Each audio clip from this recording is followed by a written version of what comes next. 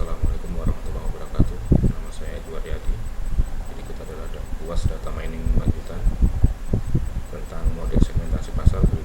Di sini saya menggunakan algoritma K-means. Data saya ambil dari Kaggle. Untuk eksekusinya kemarin menggunakan Jupyter Lab. Di sini ada 8 variabel yang terdiri dari ID, jenis kelamin, status pernikahan, usia,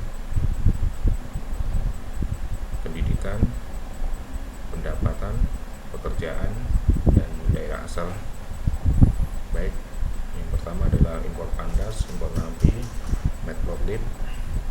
Matplotlib di sini suatu library untuk visualisasi data, membuat grafik untuk satu subu atau lebih. Untuk Seaborn ini untuk menampilkan visualisasi data secara statistik agar lebih menarik.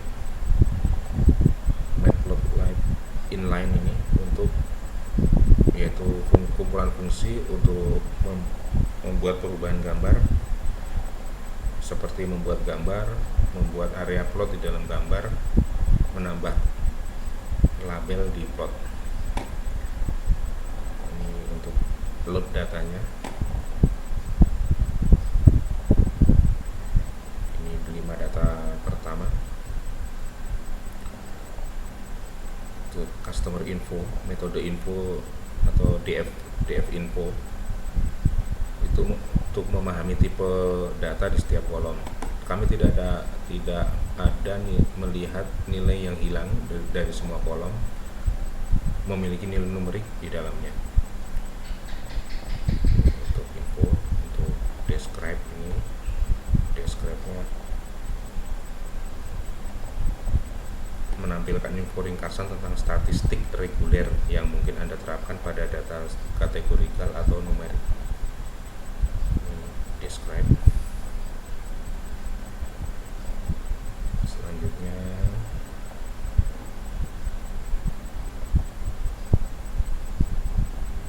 kita mulai melihat distribusi variabel numerik umur, ID, dan pendapatan.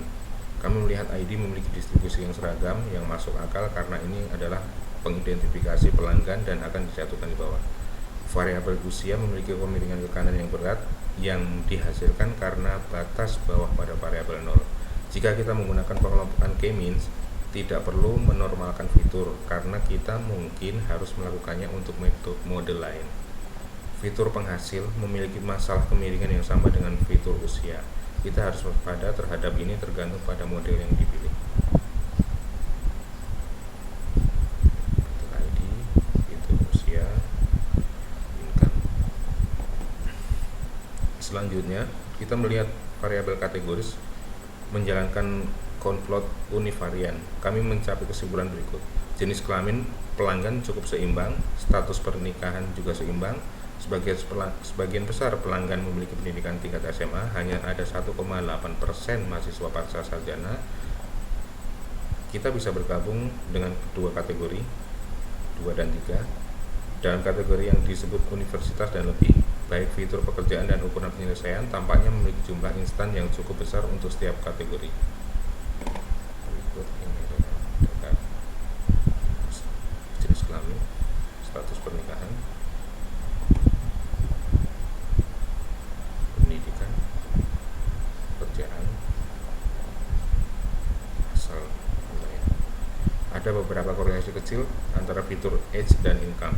Kami melihat bahwa kemiringan garis sangat kecil yang menunjukkan bahwa korelasi antar fiturnya rendah. Di bawah ini kita dapat melihat perhitungan korelasi Pearson yang menyatakan bahwa nilai memiliki korelasi kecil di antara mereka.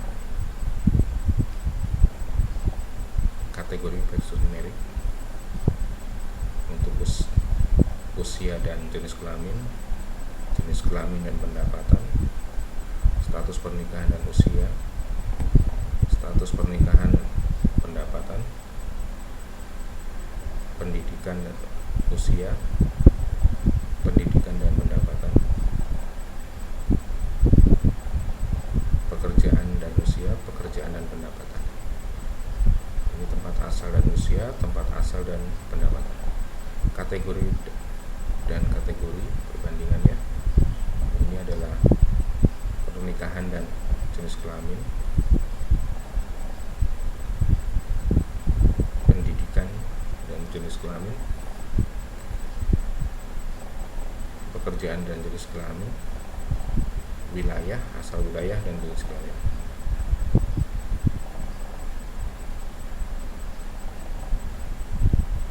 Wilayah jenis status pernikahan. Ini pekerjaan dengan pendidikan. Ada beberapa hubungan menarik yang dapat ditarik dari data tersebut. Orang dengan pekerjaan menganggur cenderung tinggal di kota kecil. Orang yang menikah cenderung memiliki pendidikan tingkat sekolah menengah atau pasca sarjana. Orang yang sudah menikah juga cenderung tinggal di kota kecil. Wanita dalam daftar pelanggan cenderung menikah lebih sering daripada pria. Laki-laki cenderung lebih sering dipekerjakan dalam daftar pelanggan. Sebaliknya, wanita adalah kumpulan data cenderung lebih sering menganggur.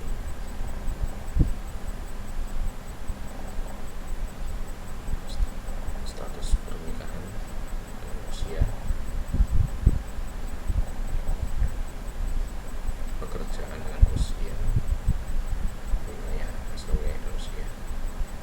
Kesimpulan multivarian. 1. Orang tinggal di kota kecil cenderung memiliki pendapatan yang lebih rendah. Orang yang memiliki pekerjaan manajerial atau wira swasta memiliki pendapatan yang lebih tinggi daripada karyawan. Orang yang berpendidikan tinggi cenderung lebih tua, tetapi pendapatan tampaknya tidak terpengaruh oleh pendidikan. Orang yang tidak lajang cenderung memiliki pendapatan lebih rendah dan rata-rata lebih muda daripada orang lajang dalam kumpulan data. Laki-laki cenderung memiliki pendapatan lebih tinggi daripada perempuan ketika mereka lebih tua. Kesimpulan umumnya, meskipun tidak ada data yang hilang, kami melihat beberapa tren yang dapat digunakan atau dapat menjadi hasil yang diharapkan dari model.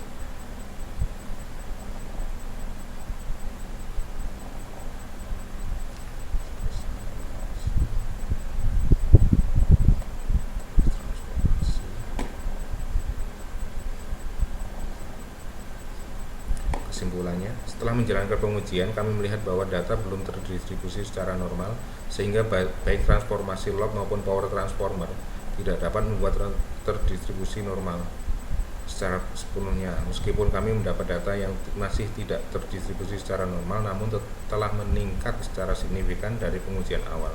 Ini berarti bahwa data yang ditransformasi adalah perkiraan yang lebih baik untuk data terdistribusi normal daripada data asli. Jadi kami akan menggunakan data yang diubah ini sebagai gantinya. Transformasi fitur definitif, perskalaan fitur, model pengelompokan K-means. Di sini ada beberapa cara untuk memilih cluster yang benar, tapi semua didasarkan pada jumlah wawasan bisnis yang kami dapatkan dari setiap cluster. Model siku. Setiap menjalankan loop yang ditujukan di atas, kami melihat bahwa siku terjadi sekitar 6-7 cluster. Ini untuk melonjakkan nilai silhouette, ada 7 cluster yang koheren. Hasil menunjukkan bahwa memiliki 6 atau 7 cluster akan menghasilkan grup yang agak terpisah. Itu yang kami cari. Kami memutuskan untuk membuat 6 dan 7 cluster dan menggunakan pemahaman bisnis kami untuk menentukan klasifikasi mana yang memberikan lebih banyak wawasan tentang pelanggan. Menjalankan kembali 6 dan 7 cluster di bawah ini untuk membuat model 6-7 cluster menggunakan K-means dan mencoba memahaminya. Dengan membuat kumpulan data 3 dengan PCA, menerapkan K-means 6 cluster untuk visualisasi hasilnya dengan dekomposisi PCA, yaitu menambahkan label setiap baris ke data frame sehingga kami dapat membuat proses plot menjadi lebih sederhana. Untuk mengingat bahwa kita berbicara tentang hasil kategorikal di kolom label, nanti kita akan berpotensi menjadi tipe string.